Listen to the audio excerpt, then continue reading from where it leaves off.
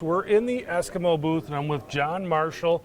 And John, one of the cool things about Eskimo is they kind of have all the bases covered when it comes to augers. I mean, from the hand augers all the way up to the best of the best. And that's why we wanted to talk to you guys. We want to talk about augers and really kind of give people an idea of what they should be looking for when they're out shopping for augers, and what are the differences and what are the advantages and disadvantages. So thanks for spending some time with us today. It's not an easy choice like it was years ago, where you were picking an auger based off of CCs or horsepower. There's a lot of different options now, and we can probably run through kind of the whole gamut, category by category. Sure. Talk about the advantages of each, where some outperform in certain use cases, because that's really what it's about, whether you're buying your first auger or your only auger, or you're buying an auger to complement your auger assortment already. There's a lot of options to choose from, and probably some good information at saying where do these shine versus over here. So you've got an assortment of hand augers here, and a lot of people are just getting started in the sport, maybe don't have a big budget. They may be looking at that. Why would they look at a hand auger? What are the advantages and disadvantages to having a hand auger? Hand augers offer a number of advantages. It starts with price. It's the opening price point in all of the augers we're going to talk about today. One thing that you want to know when you're choosing an auger, and it doesn't matter if it's a hand auger, a drill auger, a power auger, electric auger, anytime you go up 2 inches in circumference, you're doing 60% more work. You're moving 60% more material. That's just how the math works out. So in the hand augers, you're going to exude less energy, say with a 6-inch, than you would with an 8-inch. These aren't the hand augers of yesteryears. You know, I think we all grew up with those as a kid, and it was a lot of work. These are razor sharp. They're precision tuned. They're easy to drill with now, more so than they ever have been. And the only maintenance that's required is a set of blades from time to time. So they offer a maintenance-free solution, clean energy. You know, you're out there if you want to get a little workout in while you're doing it. It's a really good option. They pack up really small, don't take up a lot of spot. You know, in your sled, in your garage, in your truck. You don't have to worry about messes with oil mixing, stuff like that. So they outside of just the price point, they offer some really nice advantages. The angler, a lot of guys use them early in the season, and I think with all the different categories and augers that we have now, it really makes it harder to choose. And we're not in a one auger scenario anymore. I grew up with one auger, and that's what I used from the first ice all the way to last ice, and I think now guys are finding that it's a good option to have multiple augers to fit the type of season and the style of fishing or the use case for that particular day. You guys are out on the ice now. It really sounds like a construction area. It seems like more and more people are using these drill bit style augers, and that's something that I've really gotten into as well. What are some of the advantages of going with something like this? Yeah, so the drill bit augers have really been one of the top trends in augers. Really for us over the last 2 years. The pistol bit was introduced last year. What these bring to the table is you get the benefits of electric, right? No fumes inside your house. If you're drilling inside one of your shacks, or if you're drilling inside of a wheelhouse, no mixing. For me, that means it eliminates a step in the process to go fishing. I don't have to go get gas. I don't have to mix it. I don't have to worry about fumes in my vehicle and all that. The big advantage to these is weight. This weighs in at 4 pounds. You pop a drill on it and you're 7 pounds. You compare that to 34 pounds in a powered auger. We're talking about energy today, not only in what powers the auger, but what you're doing out on the ice too. For sure. And the advancements of the sport of fishing, whether you're talking electronics, you're talking shelters, we grew up in a fun time over the last 20 years.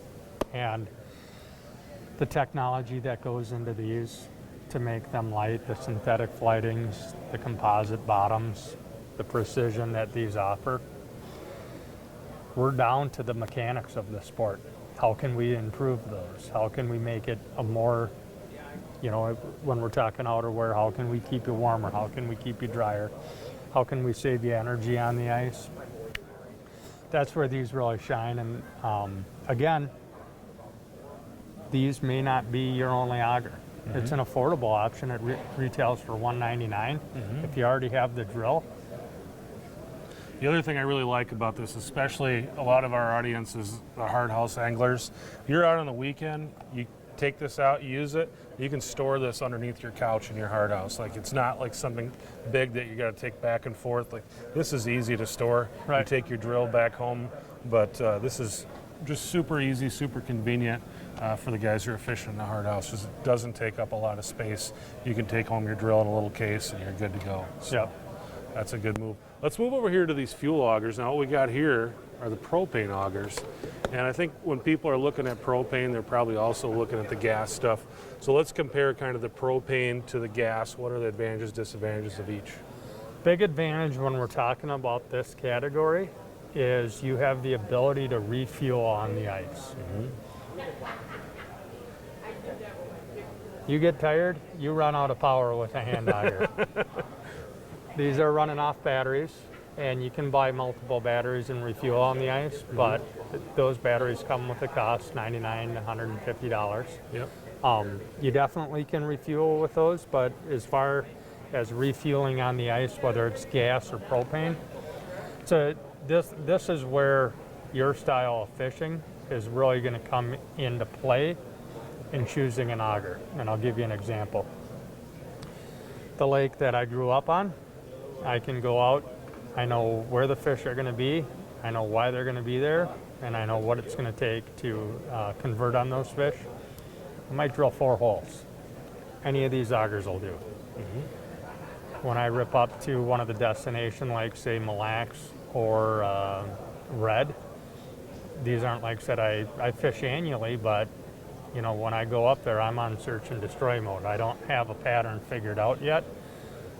I know I'm going to be drilling a lot more holes, and that's where you come into one of these scenarios where if you take a number of destination trips, or you're fishing a lot of bodies of water that you're not familiar with, and you want to have the ability to know I can go as long as I want, or maybe it's a weekend trip, stuff like that. That's where these augers really shine. These augers will go through any scenario you need it to. Early, late, middle, go, go, go, go, go. Eskimo 2 years ago came out with a 5-year warranty for their augers. It's best in class. I think at the heart of it, they're an engine company. This is what they know and this is what they do. They're really good at it. And today's engines are bulletproof. So the difference between, say, a gas or a propane is, in a lot of cases, you'll find the propanes are a little bit lighter, and no mixing, less fumes. So when wheelhouses really came on the scene and propane was the only low emissions option, these guys really sold the show. And there's still definitely a use case for a guy that doesn't want to blow a bunch of smoky gas inside of his house, take a breath between every 4 holes or so. These give you the flexibility of having something to drill inside the shack with and go out and chase if you're going to go out for the day and kind of go on that so you can destroy ice trolling mission. Tons of holes. Yep. But really, when you compare these with the battery, we're talking emissions, we're talking weight here, are going to be the disadvantages with these compared to what we had just talked about and what we're about to talk about. Right. Cool. Yep. Let's head over, let's check out what you guys got going on here on the Ion side of the booth. These augers are really taking off. Seems like more and more times you go on the ice, you see more and more of these. There is a brand new one this year, the G2. You want to tell us about that? Yeah. So Ion started essentially the electric revolution 8 years ago. And I still remember the first time I drilled with one, and I knew what a game changer it would be within the first hole. sidebar story. I love this auger so much. My lawnmower now is electric too. So the new G2 is kind of ion statement to the industry. We've got what we call an ion, and that's the one that started it all. We came out with the Ion X, and now the G2, and the Gen 2 stands for the second generation of augers. This takes and kind of combines all of the top trends in the category. Weight with the synthetic flighting, speed. I'll just give it a quick rip for you there. It features a 6 amp hour battery, so it is the lightest, the fastest, and the longest lasting electric auger on the market. Like all the other ions, it features the reverse, so no more scooping. It eliminates, I don't even own an ice scoop anymore. This one has the centering point. I'll show you the business end of the auger, because that comes into play, when you're trying to pick the right auger for you. One thing on all of our augers that you'll see is the centering ring. That's this portion. That allows it to guide down a hole. So if you're reopening up a frozen overhole, this does just as good at opening up fresh holes as it does reopening up old holes. And I don't know if you really know how important that is until you experience it. But like I talked about earlier with the hand augers, a lot of times I'll go out night after night and I'll go back to the same 4 holes I fished yesterday. Using an auger with this type of style means I get to go open up yesterday's holes that may have frozen over 4 inches. That saves me energy. I'm not drilling through 20 inches of ice.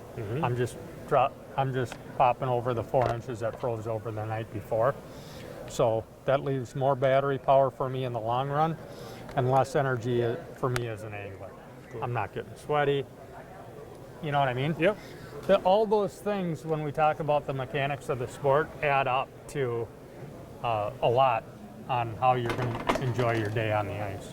So the nice thing about electric, and we talked about it a little bit when we were talking about the drill adaptive stuff, is that you push a button, it goes. We don't have to pull, we don't have fumes, we don't have any of those kind of things. How does using something like this compare to using one of those, like the pistol bit one we looked at a little while ago? Power to power, it's very comparable. The difference is this is a dedicated auger.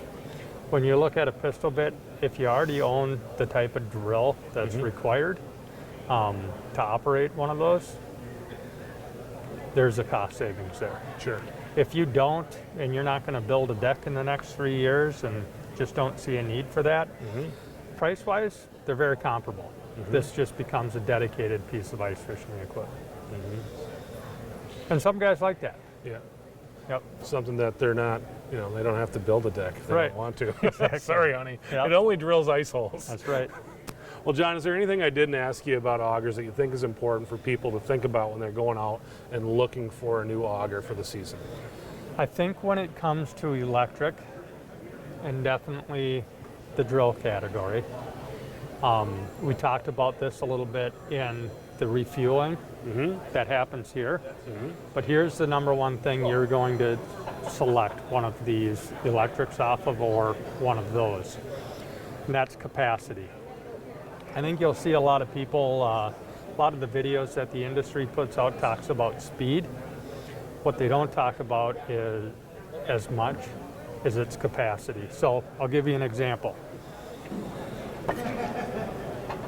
What are you buying when you're buying up between a standard ion, an Ion X, and a Gen 2? What are you getting for the price? Why would you want one over the other? They all feature the reverse, they got that feature. The standard ion runs a 3 amp hour battery, okay? So this one's gonna get you 1,000 inches of ice per charge. 80% of the market, that's probably right where they need to be to fish an entire day between refueling.